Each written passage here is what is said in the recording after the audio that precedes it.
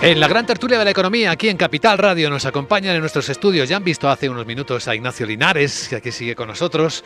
Se incorporan Carmen Morales, profesora de liderazgo del IE Business School, ahí bebiendo agua muy bien con la hidratación. Profesora, bienvenida. Sí, muchas gracias. Sí, es necesario. Dicen que va a ser el día más caluroso de esta semana. De esta ola. Que esta nadie vio venir, como tantas cosas, ¿eh? Sí. Antonio Sanabria es doctor en economía, profesor e investigador en economía aplicada en la Universidad Complutense de Madrid. ¿Qué tal, Antonio? Buenos días. Hola, buenos días. Hay que decir que la EMET sí lo vio. ¿Ah, sí? Lo que pasa es que los demás no vimos la EMET, claro. Lo vio, pero con esta intensidad y esta duración.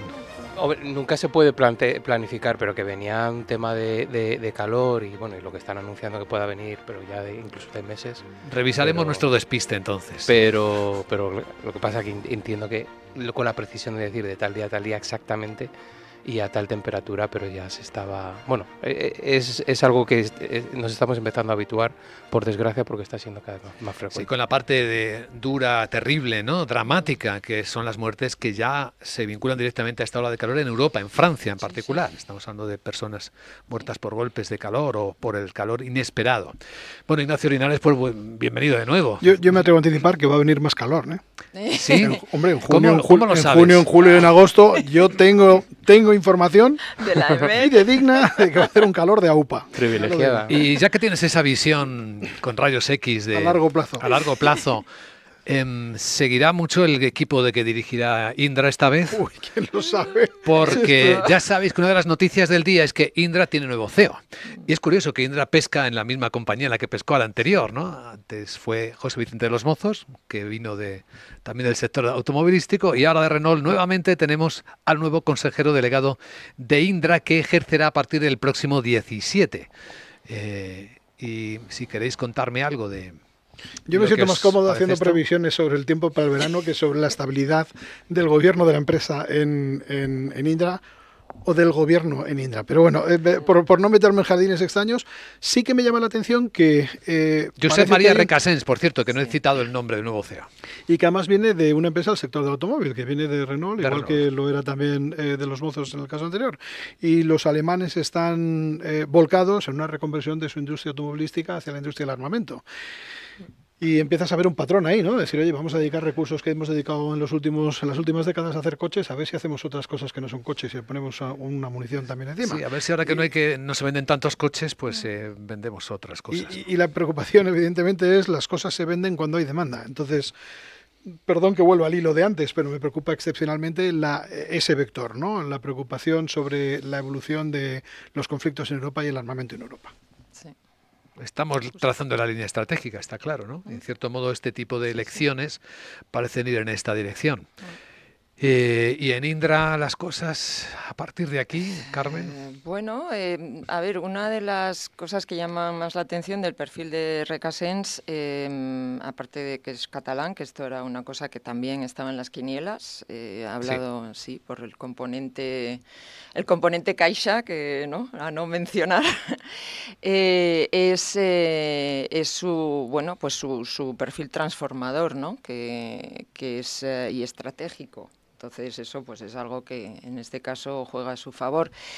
No podemos olvidar SEAT, que es su semillero anterior a Renault también, ¿no? Entonces ya no solamente es que venga de Renault, sino que viene de dos compañías, en este caso pues muy, muy significativas, ¿no? en el mercado automovilístico español.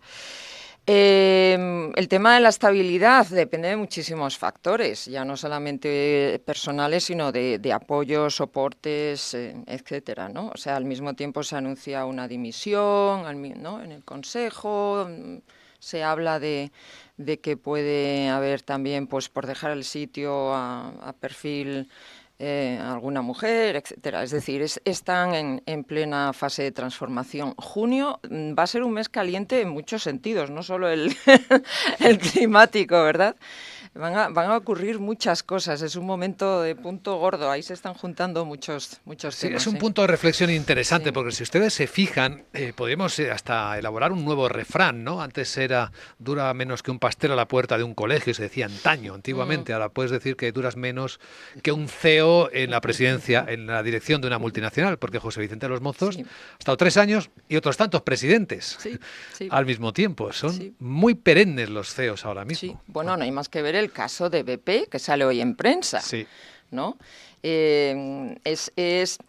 A mí me parece una buena práctica, es decir, ¿Esto de que duren poco los CEOs? No, en este caso de que esta persona que tiene un perfil claramente bully, agresivo y maltratador, pues que se lo... Estamos hablando del CEO de BP, digo. Del CEO de BP, exacto. Su propio equipo le ha denunciado por lo que consideran un trato agresivo y algo deshumanizado de las relaciones. Y ha durado 8 meses, entonces eso es algo, creo, muy positivo. Esto antes no ocurría, ¿no? Sobre todo grandes multinacionales de este perfil, ¿no?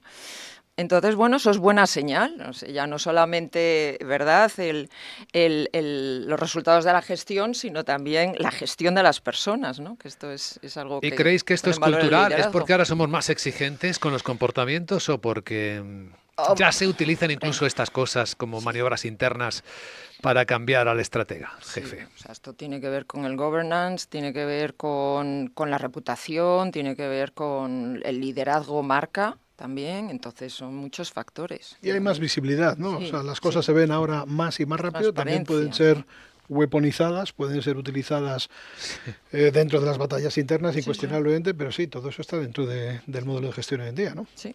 Bueno, y en un contexto de redes sociales donde hemos convertido los juicios en opiniones con antorchas, pues es más fácil que esa weaponización que tú citabas pues se convierta en eso, en que alguien, ¿no?, con una acusación o con una posición de lo que sea, pues sea más fácilmente descartable porque ha generado tal o cual polémica.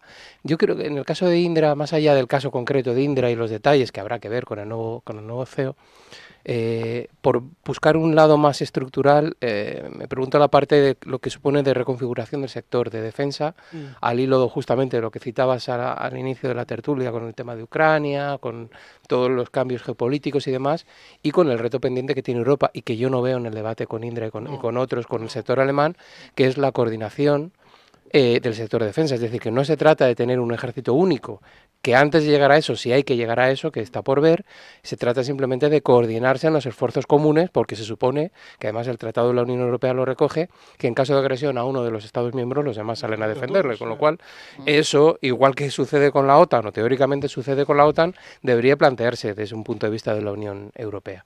Es decir, si tú estás justificando que tienes que aumentar tu presupuesto en defensa porque la externalización que tenías con Estados Unidos, ese chollo se te está acabando, pues, y eso justificas aumentar ese gasto en defensa, más allá de ese gasto te tienes que preguntar la eficiencia de la inversión que vas a hacer pública o privada, que vas a hacer en defensa, para coordinar esos esfuerzos y evitar gastos superfluos, duplicaciones de gasto, cómo coordinar la parte privada que pueda tener el sector de defensa con la parte pública, que necesariamente va a tener un sector muy poco de mercado, felizmente.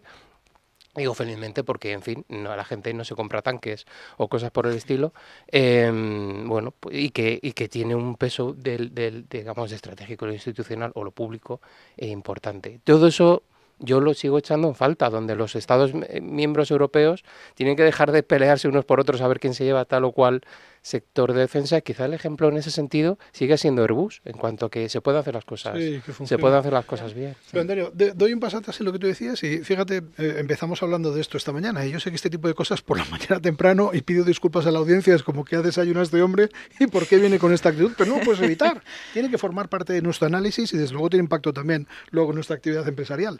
El mismo artículo que yo mencioné esta mañana en el Wall Street Journal, yo no tenía ni idea, pero me entero de que la semana pasada el gobierno de Letonia se tiene que encerrar, porque hay una amenaza, hay una alarma de los drones, por lo visto, circulando por el espacio aéreo. Luego la alarma parece que era falsa, creo, pero el hecho es que imaginaros un momento en el que el Consejo de Ministros se tiene que salir de la Moncloa y se tiene que reunir en un búnker en algún sitio porque resulta que tenemos una amenaza aérea dando vueltas. ¿Qué pasa en este país en ese momento? ¿Cómo nos quedamos? Si esa es la noticia del día, ¿cómo nos quedamos todos? ¿Qué es lo que importa y qué es lo que se convierte en prioridad número uno? Y uno de los, evidentemente, en ese momento lo que dices es, oye, quiero pensar que tenemos un ejército que es capaz y que está preparado para defenderme frente a esta alarma, y dos, que hay una industria que está detrás y que puede dar el material a ese ejército que le hace falta. Yo no me atrevo a decir ahora, no tengo ni castaña idea de si el ejército nuestro es capaz, no es capaz, y en qué medida es capaz de resolver esas... No soy un experto en defensa, pero tengo capacidad para ver qué es lo que está pasando con la industria, y en la industria no tiene muy buena pinta eso, es decir, no tiene pinta de que nosotros tengamos ahora el tiro muy centrado en nuestra industria de armamento, como para decir, vamos a ser capaces de satisfacer las demandas de un ejército en una situación conflictiva. Sí. Pues no parece. Y esto no se debate. Lo que estamos debatiendo es las chorradas en las que estamos casi todos los días. Sí. Pero siempre digo que los temas capitales, en ámbito más económico, el de los salarios de la gente, etcétera, no hablamos. Y solo cuando te sale una cosa de estas, cuando lo traes a la mesa, ¿no? Sí, pero fíjate, Ignacio, esto ya ha pasado, está pasado en Polonia. O sea, se han caído, ha habido ataques con drones en la frontera de Polonia con Ucrania, ¿no? Entonces, y fue cuando el presidente, el secretario general de la OTAN dijo, claro, es que si son drones no les vamos a lanzar un misil, porque sería matar moscas a cañonazos, nunca mejor dicho, ¿no? Entonces, esto es algo que ya ha ocurrido. O sea, las fronteras de la de la Unión Europea ya han sido vulneradas, ¿no? Ha sido atacado suelo europeo. Y bueno, pues estamos desarrollando tecnologías, ¿no? Vale. Estamos regulando realmente, ¿no? Exacto. Estamos con la regulación todo el día, ¿no? Estamos todavía regulando. Pero los rusos no paran. Por contextualizar, en todo caso, ha habido ataques al suelo europeo y ha habido muchas provocaciones por parte de Rusia, no solo con drones, sino directamente con aviones de combate, entrando en espacio aéreo europeo, pero hay que decir que, claro, el problema que tiene Europa, es que a la hora de responder respondes a una potencia nuclear. Lo único que tiene Rusia de fuerza es que tiene ojivas nucleares, no tiene más. Sí. Porque ni siquiera tiene fuerza aérea. El tema de los drones en la guerra de Ucrania se da porque no hay guerra aérea. Porque Rusia es incapaz Ucrania obviamente no tenía un aparato aéreo importante, pero Rusia, que aparentemente sí lo tiene y es productor de aviones de combate, no lo tiene porque no tiene la capacidad de tener misiles guiados. Entonces, ahí se da lo de los drones. Ahora bien, el tema de los drones sí plantea una cuestión, y es que una tecnología muy barata puede hacer mucho daño. Es la ventaja que está teniendo Irán con respecto, por ejemplo, a Estados Unidos o los países de alrededor que han recibido ataques por parte de Irán, que se gastan una millonada en defenderse ante un ataque que les cuesta a los iraníes apenas unos miles de euros. Pues esto que estáis comentando y esto que dices, Ignacio, de quizás no hay mucha conciencia de este riesgo en España, en los países vecinos sí lo hay. Ahora mismo en Italia, y voy a rescatar unas declaraciones que hace unas horas apenas la primera ministra Giorgia Meloni planteó ante un auditorio muy heterogéneo de personas escuchándole. Vamos a escuchar a la señora Meloni. Non ho affatto cambiato idea su questo, benché sappia molto bene quanto il tema sia in Italia impopolare, però penso anche che un leader serio debba dire la verità. E la verità è che se non ti sai difendere, se chiedi a qualcun altro di garantire la tua sicurezza, lo pagherai in termini di autonomia, in termini di sovranità, in termini di capacità di difendere i tuoi interessi nazionali. Creo que se lo entiende bastante bien a la primera ministra italiana, pero lo que dice que aunque no sea popular, si no sabes defenderte, si le pides a alguien más que garantice tu seguridad, pagarás por ello en términos de autonomía, de soberanía y de capacidad de defender tus intereses nacionales. Por eso insiste en que para ella aumentar el gasto en defensa, como lo está haciendo Italia, es el precio de la libertad. Y quiero que Italia, dice, sea una nación libre.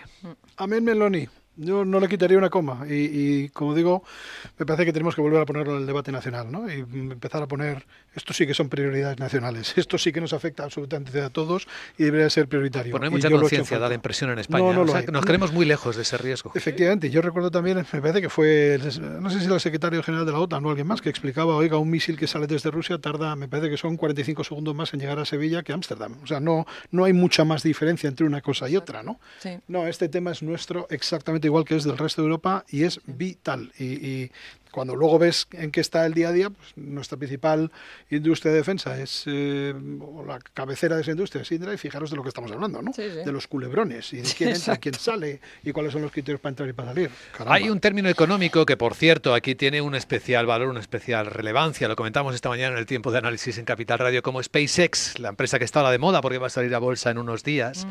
Pues contaba Reuters ayer, había desvelado que, bueno, ya sabéis que tiene tecnología de doble uso. Starlink, que es su sistema de satélites de comunicaciones, se usa también para la guerra.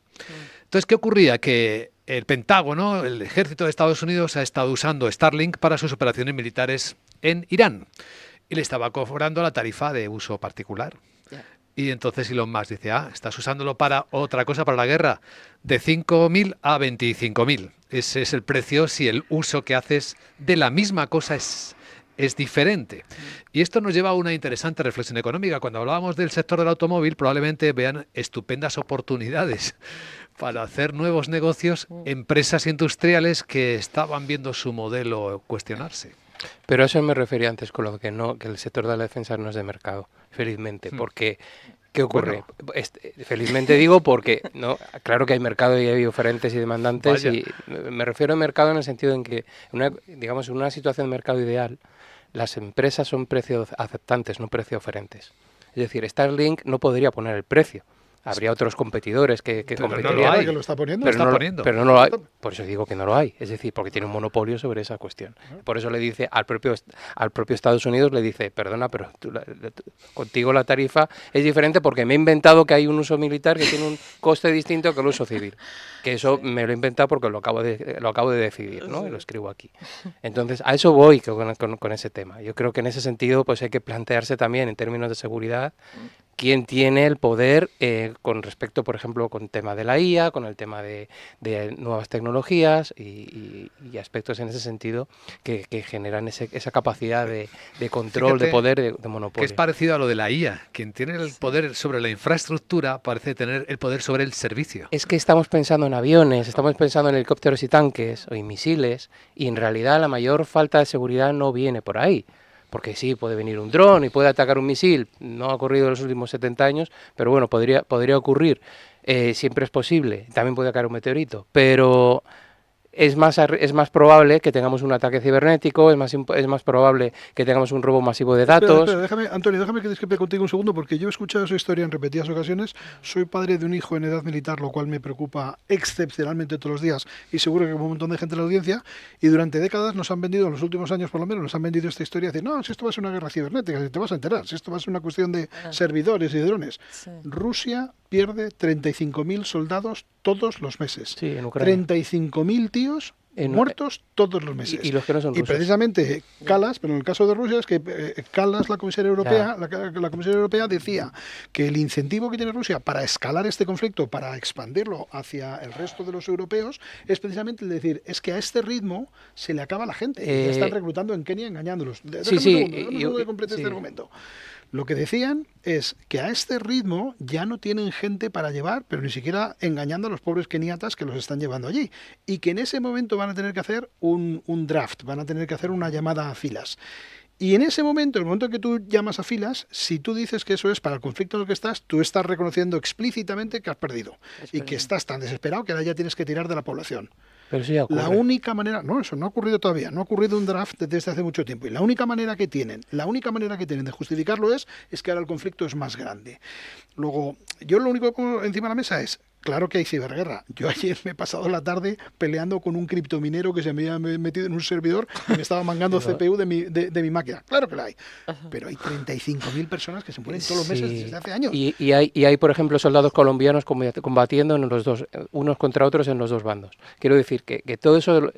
Yo no estoy diciendo que no pueda haber una probabilidad, pero que la probabilidad de que el conflicto de Ucrania se extienda más allá de Ucrania es pequeña en comparación al riesgo que pueda haber a que, por ejemplo, una entidad pública estatal, por ejemplo, la Seguridad Social, la Hacienda o el propio Ministerio de Defensa de cualquier estado de la Unión tenga un ataque cibernético y reciba un robo masivo de datos. No obsta al otro, tengámoslo claro. Y como yo no estoy diciendo que lo uno o lo otro. Estoy diciendo que hay mucho más riesgo en esas cuestiones a que un dron te queme el jardín. o a que tu hijo termine reclutado y vaya al frente en Ucrania. Es bastante menos probable eso que esto otro. Por cierto, a la hora de poner riesgos, yo sigo echando en falta que el mayor riesgo que hay no es bélico, no es militar. Lo que pasa es que lo militar ha cobrado protagonismo por razones obvias. El mayor riesgo lo estamos viendo ahora con todo el tema que ha salido antes con la entrevista. El mayor riesgo que hay es climático.